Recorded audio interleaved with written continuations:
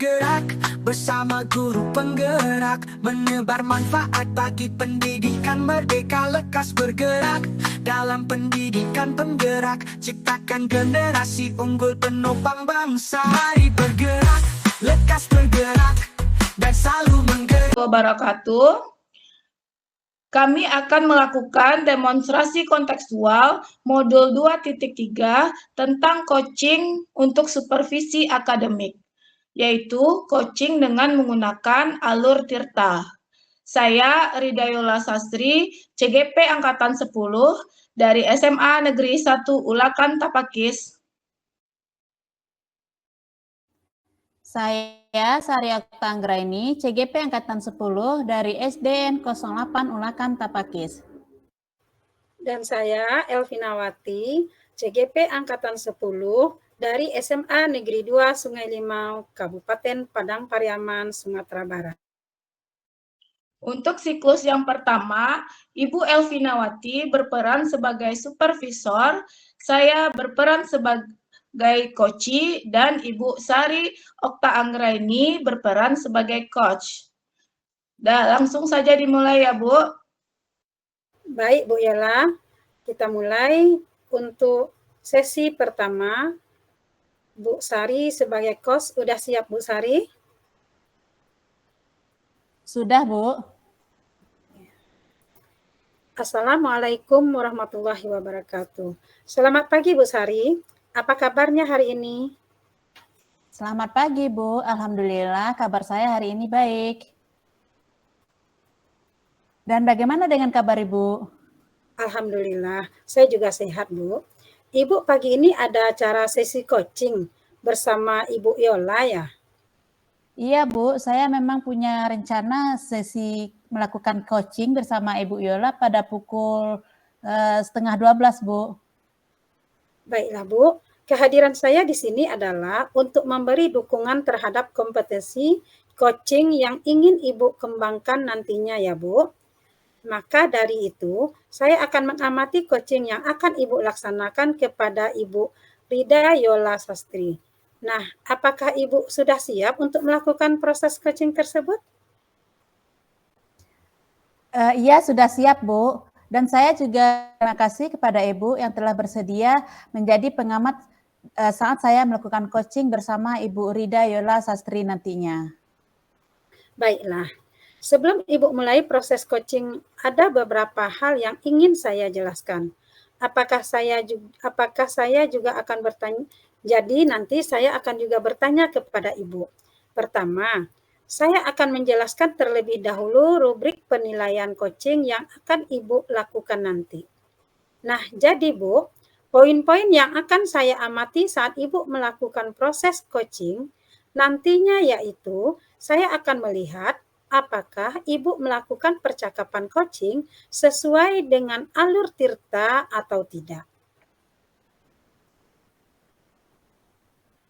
Kita ketahui bahwa alur Tirta terdiri dari tujuan umum, identifikasi masalah, rencana aksi, dan tanggung jawab. Selanjutnya, saya juga akan mengamati apakah Ibu melakukan percakapan coaching berdasarkan prinsip-prinsip coaching.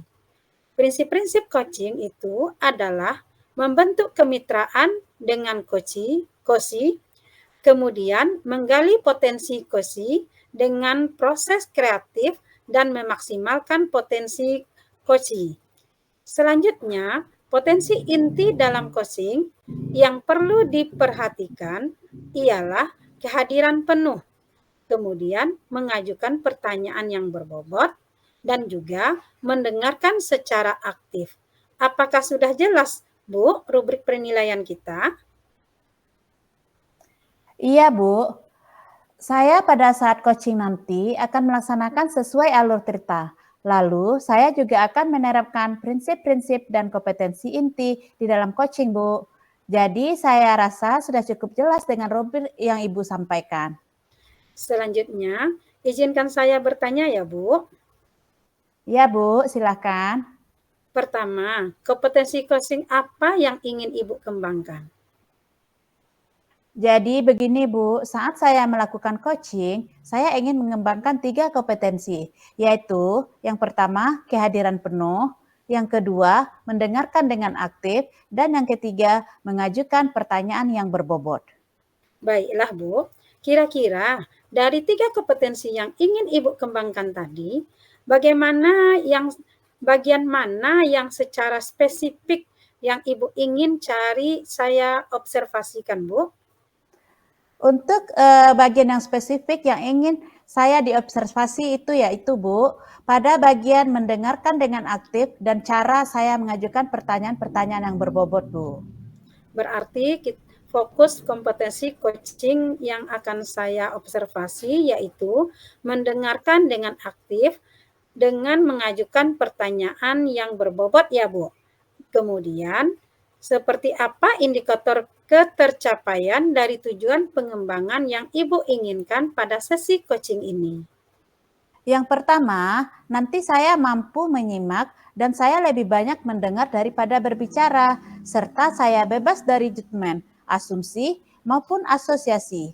Yang kedua, saya bisa mengajukan pertanyaan-pertanyaan yang terbuka dan pertanyaan-pertanyaan yang berasal dari mendengar coach.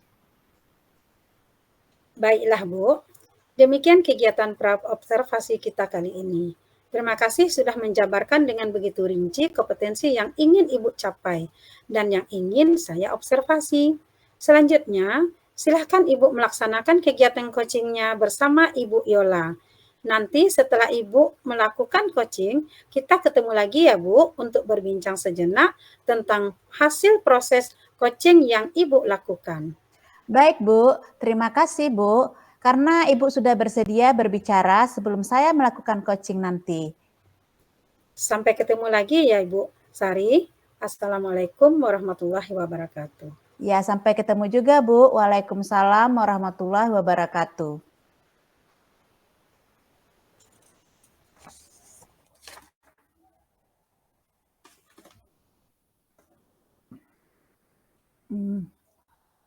Assalamualaikum Ibu Yola. Bagaimana kabarnya Ibu hari ini? Waalaikumsalam Bu Sari. Alhamdulillah Bu, saya sehat. Bu Sari sendiri bagaimana kabarnya? Alhamdulillah, saya juga sehat Bu. Oh iya Bu Yola. Oh ya Bu Sari, saya sedikit ada masalah nih Bu. Apa yang saya bisa Ibu bantu Bu Yola? Jika Ibu tidak sibuk, bolehkah kita berbincang sejenak Bu? Tentu saja boleh Bu Yola. Kebetulan saya sedang ada waktu kosong nih. Ngomong-ngomong, apa yang Ibu harapkan dari percakapan kita nantinya? Saya ingin menemukan solusi dari permasalahan saya Bu. Mungkin setelah saya bercerita dengan Bu Sari, saya mendapatkan gambaran apa yang akan saya lakukan nantinya, Bu. Oh, begitu.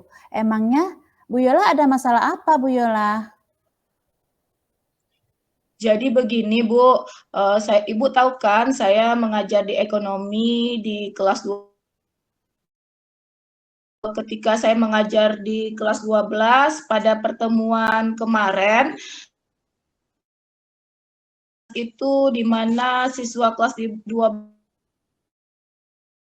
didiknya rendah sekali Bu mengikuti pelajaran saya. Itu dapat dilihat dari siswanya pasif, ketika saya tanya tidak mau menjawab, malu-malu, kemudian kurang bersemangat dalam belajar, dan ketika saya suruh mengerjakan tugas, mereka hanya sebagian yang mengerjakan tugas, sebagian lagi tidak selesai tugasnya, dan itu menjadikan saya bingung Bu menghadapinya. Baiklah. Tadi Bu Yola bilang bahwa rendahnya motivasi peserta didik kelas 12 dalam mengikuti pelajaran Bu Yola. Yang dapat dilihat saat pembelajaran di kelas. Jika Ibu bertanya tentang materi pembelajaran, peserta didik Ibu pasif, malu-malu, dan tidak mau mengemukakan pendapat. Pada saat mengerjakan latihan, juga ada beberapa peserta didik Ibu yang belum mengerjakan latihan, bahkan tugas pun tidak ada yang mengerjakan. Apakah Ibu Yola sudah menelusuri penyebab masalah ini? Sudah Bu, saya sudah memanggil anak tersebut dan menanyakan penyebab rendahnya motivasi mereka dalam mengikuti pelajaran saya Bu. Lalu dari pengamatan Bu Yola, mengapa rendahnya motivasi mereka mengikuti pembelajaran Ibu Yola? Setelah saya amati ya Bu ya, dan tanyakan langsung kepada siswanya, jadi mereka menganggap, pelajaran ekonomi itu hanya teori-teori saja Bu. Ternyata, pelajaran ekonomi di kelas 12 itu banyak hitungannya Bu, dan banyak rumus-rumusnya, dan menggunakan tabel besar yang ada angka-angkanya Bu. Jadi mereka sudah, malas duluan Bu, karena mereka sebenarnya memasuk IPS itu kan menghindari, angka-angka atau hitung-hitungan. Ternyata di IPS, di ekonomi banyak angka-angkanya, Bu. Jadi mereka menjadi kurang bermotivasi dalam mengikuti pelajaran saya, Bu. Oh begitu, berarti peserta didik menganggap ekonomi adalah pelajaran yang sulit ya, di mana selain materi pada pembelajaran ekonomi di kelas 12 juga terdiri dari banyak rumus dan soal hitungan. Nah, dari permasalahan itu kira-kira kondisi ideal seperti apa yang Ibu harapkan kepada siswa Ibu tersebut?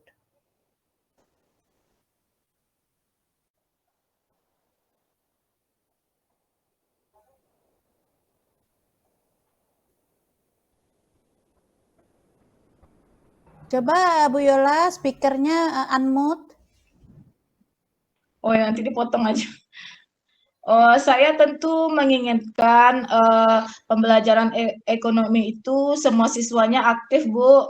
Kemudian mereka mampu mengemukakan pendapatnya, Bu, dan tidak pasif dan tidak malu-malu. Dan saya berharap semua mengerjakan latihan yang saya kerjakan, yang saya berikan sampai selesai, Bu. Nah, kalau begitu, apa yang bisa Ibu lakukan untuk meningkatkan motivasi belajar dari siswa-siswa Ibu tersebut? Jadi Bu, berdasarkan pengamatan saya, ternyata saya kurang menerapkan metode pembelajaran yang inovatif Bu, sehingga anak kurang bersemangat mengikuti pembelajaran saya. Jadi Bu, saya akan melakukan atau menerapkan metode pembelajaran yang sesuai dengan kebutuhan siswa, yang berpihak pada siswa-siswa saya. Mungkin saya bisa memberikan ice breaking dan memberikan motivasi pembelajaran kepada mereka. Baik Bu Yola, sangat luar biasa sekali metode-metode yang Bu Yola akan lakukan. Nah, kira-kira apa metode yang pernah berhasil yang telah Ibu lakukan di kelas?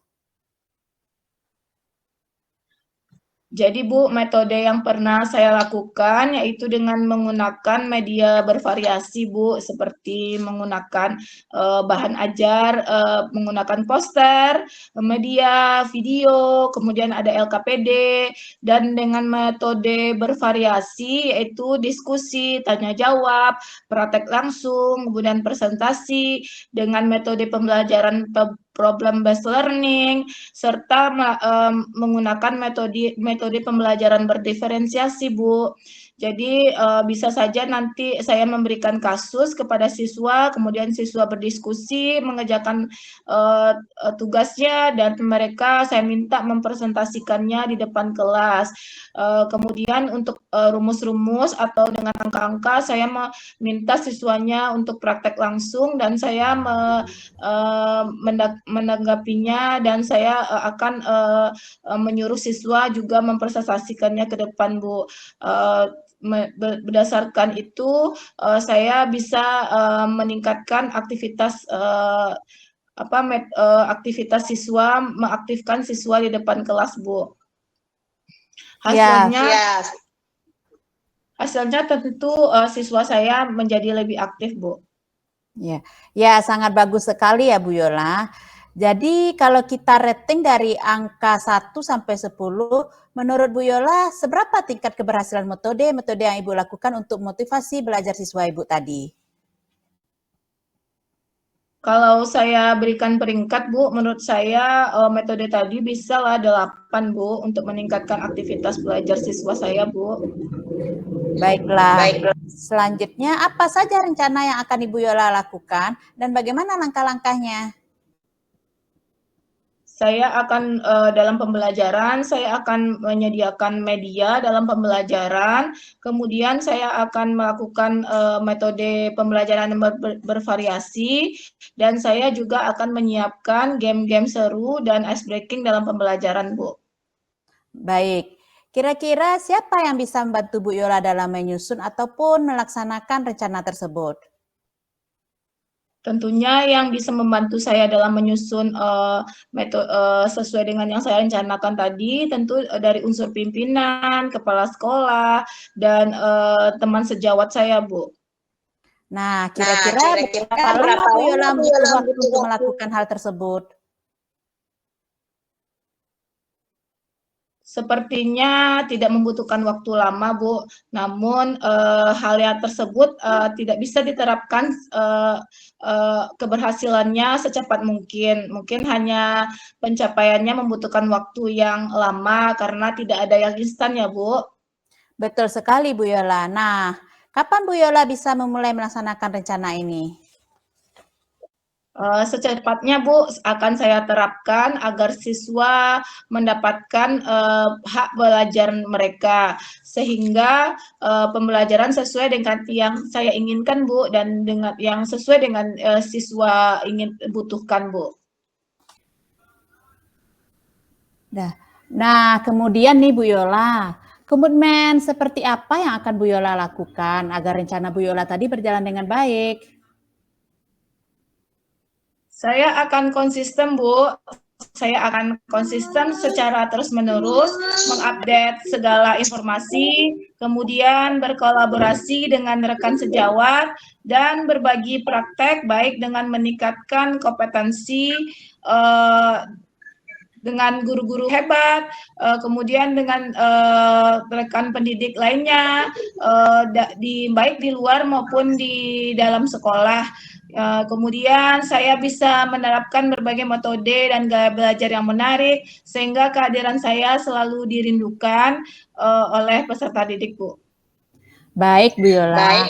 Adakah dukungan dari pihak lain yang Ibu butuhkan?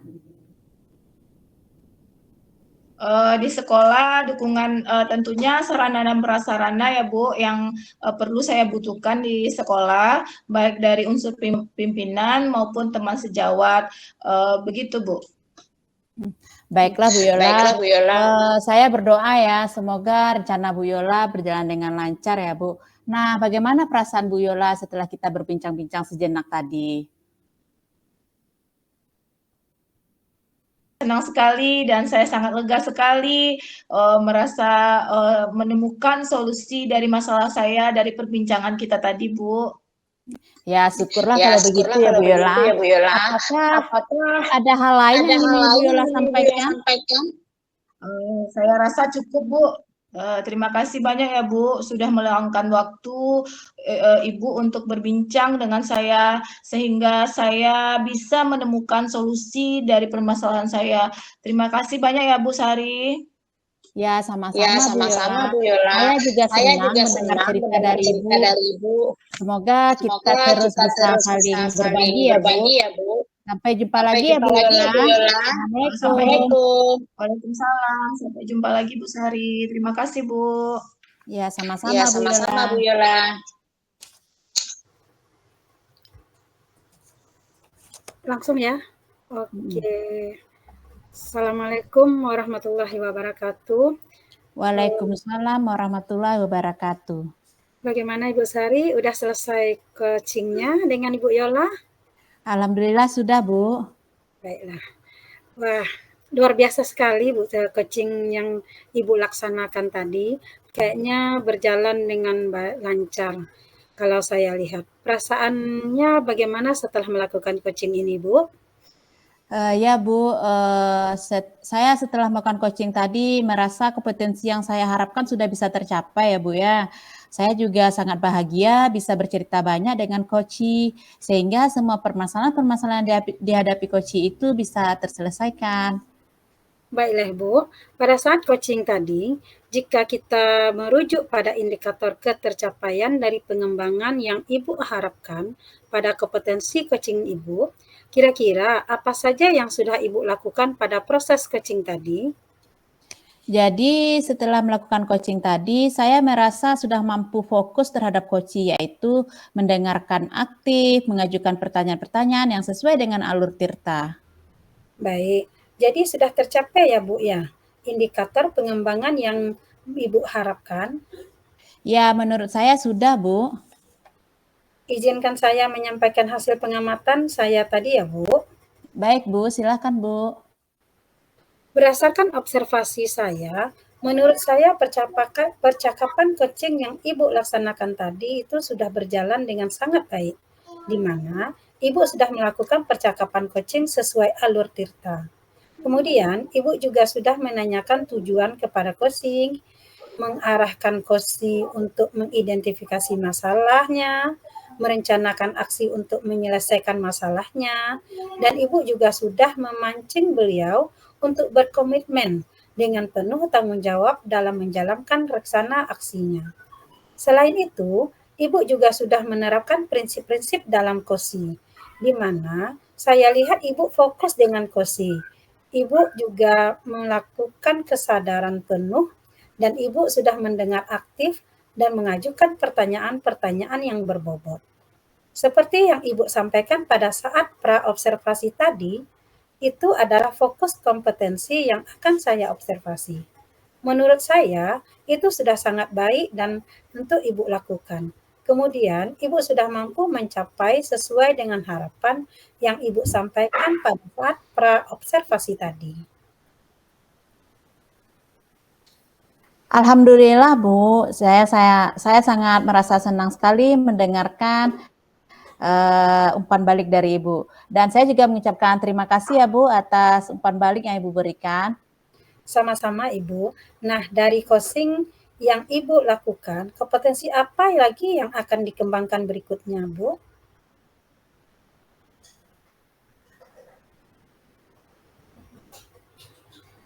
Baik Bu, jadi saya berencana ke depannya nanti saya akan melakukan latihan-latihan yang lebih intensif dengan mendengarkan secara aktif maupun merumuskan pertanyaan-pertanyaan yang berbobot. Sehingga nanti pada saat saya melakukan coaching ke depannya, saya bisa bercerita lebih banyak dengan coaching. Baik Bu, semoga kompetensi tersebut dapat dikembangkan sesuai dengan harapan Ibu nantinya. Semoga Ibu juga dapat mencapai kompetensi-kompetensi yang Ibu harapkan itu dengan memperbanyak praktek coaching. Amin. Kira-kira ada lagi yang mau Ibu sampaikan, Bu? Menurut saya untuk saat ini saya sudah merasa cukup Bu. Baiklah, terima kasih Bu atas segalanya. Sampai ketemu lagi ya Bu. Assalamualaikum warahmatullahi wabarakatuh. Terima kasih juga ya Bu. Wassalamualaikum. Waalaikumsalam warahmatullahi wabarakatuh.